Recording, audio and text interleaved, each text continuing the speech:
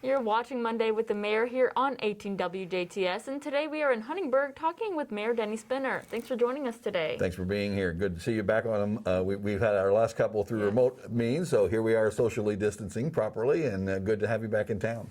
And how's the Wagon Works Apartments coming along? We had a very good report about the Wagon Works apartment complex at our last city council meeting. The folks from Paragus were in town to let us know the status of everything, and had a very positive report. Had an opportunity to do a little walkthrough at the site as well to see how things are progressing, and I'm happy to say that within the next 4 to 6 weeks, we'll start having occupancy at Wagon Works.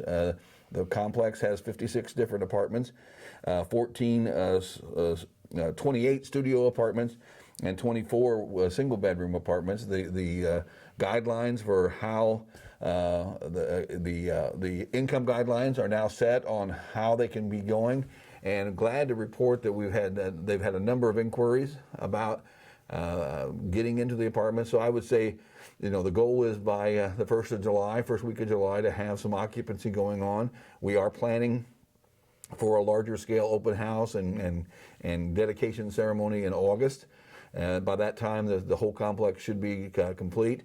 The city of Huntingburg is, through our community crossings program, paving the street that enters into the complex, but the Paragus folks have done a tremendous job of preparing that site, and I think that it's going to meet the needs that we've identified. One of the needs that was identified in the original housing study 5 years ago was the need for single bedroom and individual apartments.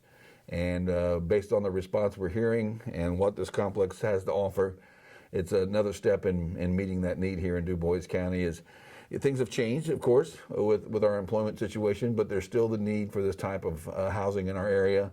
And our partners in Paragus are very happy and very excited about being able to get this product open, and having additional housing opportunities in near downtown is something that we've been striving for. So very excited about where we're going with that one.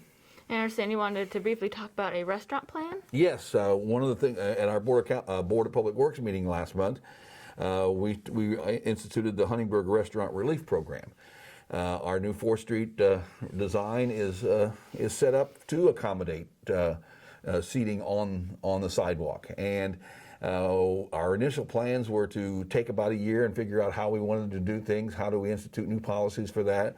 But based on our experience with the COVID-19 pandemic, the restaurants were facing some challenges.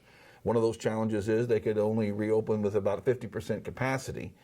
And some of our restaurants didn't have enough room. And with the social distancing, you had social distancing and 50% capacity. There just wasn't enough floor space to do some of the things that they wanted to do. So we implemented a plan that allows restaurants to use the space in very specific ways. We approved a smaller plan that it allows them to use basically the area and the sidewalk just in front of their store.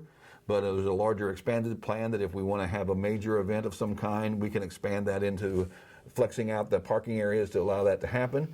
And so just was a way to also give us some experience on how we might use the street in the future. So we're glad to say that our restaurants have come alongside us with that. I think that you'll see that as the weather permits. You might see more exterior seating in the restaurants along 4th Street. And it's just a good way to say, hey, we're trying to work with you and support the businesses that have maybe been most affected by that, as the restaurants have certainly been some challenges with them and the restrictions they face.